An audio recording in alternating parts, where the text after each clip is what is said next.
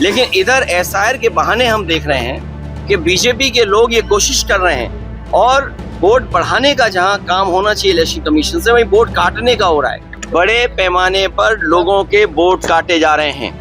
लेकिन समाजवादी पार्टी का जब राजनीतिक भविष्य अंधकार में दिखाई देता है तो अनर्गल प्रलाप करते हैं और श्री अखिलेश यादव जी के किसी बयान में कोई सच्चाई नहीं है। ये मुंगेरी लाल के हसीन सपने देख रहे थे जो 2047 तक तो पूरा होने वाला नहीं है। सूबे के पूर्व मुख्यमंत्री और सपा के राष्ट्रीय अध्यक्ष अखिलेश यादव रविवार को सहारनपुर के दौरे पर थे, जहां कई समारोह में शामिल हुए। इस दौरान मीडिया से बात करते हुए अखिलेश यादव ने सूबे में चल रहे एसआईआर को लेकर बीजेपी सरकार और चुनाव आयोग पर जमकर निशाना साधा। बोले, एसआईआर और चुनाव आयोग का काम है कि अधिक से अधिक वोट बने और चुनावों में अधिक से अधिक वोट डाले जाएं, लेकिन यहाँ एसआईआर अभियान से वोट काटने की साजिश की जा रही है।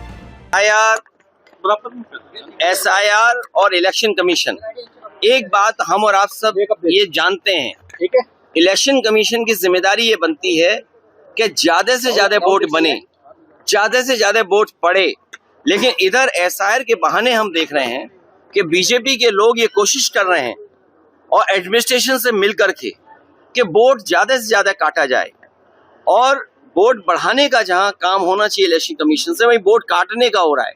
और बहुत उलझा हुई व्यवस्था बनाई है।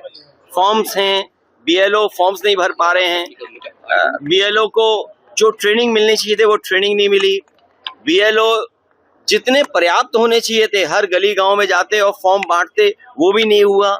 जनता कागज ढूंढ रही है, भटक रही है, परेशान हुई। लेकिन उसके बावजूद भी मैं बधाई देना चाहता हूं जनता को कि जिन्होंने एसआईआर में जो फॉर्म बटा या ऑनलाइन रजिस्ट्रेशन किया है और अभी भी बड़े पैमाने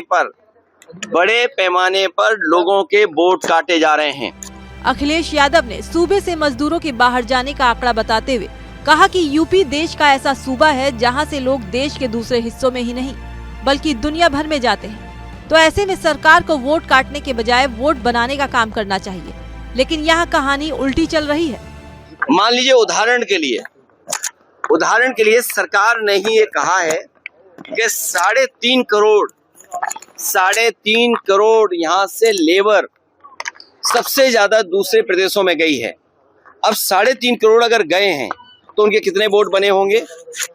और हमारे यूपी के लोग दुनिया के दूसरे हिस्सों में भी हैं, यूपी के लोग महाराष्ट्र में भी हैं, गुजरात में भी हैं, अन्य प्रदेशों में भी, हरियाणा में भी हैं। तो बड़े पैमाने पर वोट काटने की साजिश है, बल्कि वोट बनाने का काम होना चाहिए था। अखिलेश यादव के इन आरोपों पर जवाब देने सामने आए सूबे के डिप्टी सीएम केशव प्रसाद मौर्य। बिहार में महागठबंधन को मिली हार का जिक्र करते हुए केशव प्रसाद मौर्य ने कहा, बिहार में आरजेडी का बुरा हाल हुआ है, लेकिन उससे भी बुरा हाल अखिलेश यादव का हुआ है। समाजवादी पार्टी का जब राजनीतिक भविष्य अंधकार में दिखाई देता है तो वो अनर्गल प्रलाप करते हैं। देखिए, श्री अखिलेश यादव जी के बारे में मैं कई बार कह चुका हूं, जब से बिहार का चुनाव राष्ट्रीय जनता दल हारी है, बुरा हाल तो राष्ट्रीय जनता दल का हुआ है, लेकिन उससे भी बुरा हाल अखिलेश यादव जी का हुआ है। एसआईआर चुनाव आयोग के द्वारा चलने वाली एक ऐसी प्रक्रिया है जिससे मतदाता सूची के शुद्धिकरण का कार्य हो रहा है। भारतीय जनता पार्टी का एक एक कार्यकर्ता इस कार्य में लगा हुआ है, लेकिन समाजवादी पार्टी का जब राजनीतिक भविष्य अंधकार में दिखाई देता है तो अनर्गल प्रलाप करते हैं। केशव प्रसाद मौर्य ने आगे अखिलेश यादव पर हमला बोलते हुए यहाँ तक कह डाला कि वो सत्ता में आने के लिए मुंगेरी लाल के हसीन सपने देख रहे हैं, जो साल 2027 तक भी पूरा नहीं हो सकता।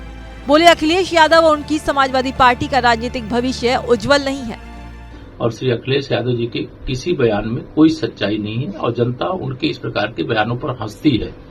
वह गैर जिम्मेदाराना बयान देते हैं। एक सांसद हैं, एक पार्टी के राष्ट्रीय अध्यक्ष हैं और सत्ता में आने के लिए मुंगेरी लाल के हसीन सपने देख रहे थे जो 2047 तक तो पूरा होने वाला नहीं है। आगे भी उनका राजनीतिक भविष्य उज्जवल नहीं दिखेगा। खैर, इस सियासी बयानबाजी और पक्ष विपक्ष की इस जुबानी जंग के बीच सच्चाई ये भी है कि इस एसआईआर के काम में लगे बीएलओ की मौत पर जिम्मेदारों ने मौन धारण कर रखा है। दूसरी सच्चाई ये भी है कि बिहार में एसआईआर के दौरान जो 65 लाख वोट काटे गए हैं, आयोग ने उस पर अब तक कोई ठोस जवाब नहीं दिया है। सच्चाई ये भी है, एसआईआर को लेकर विपक्ष सवाल उठा रहा है तो चुनाव आयोग के बजाय जवाब देने सत्ता पक्ष वाले क्यों सामने आ रहे हैं।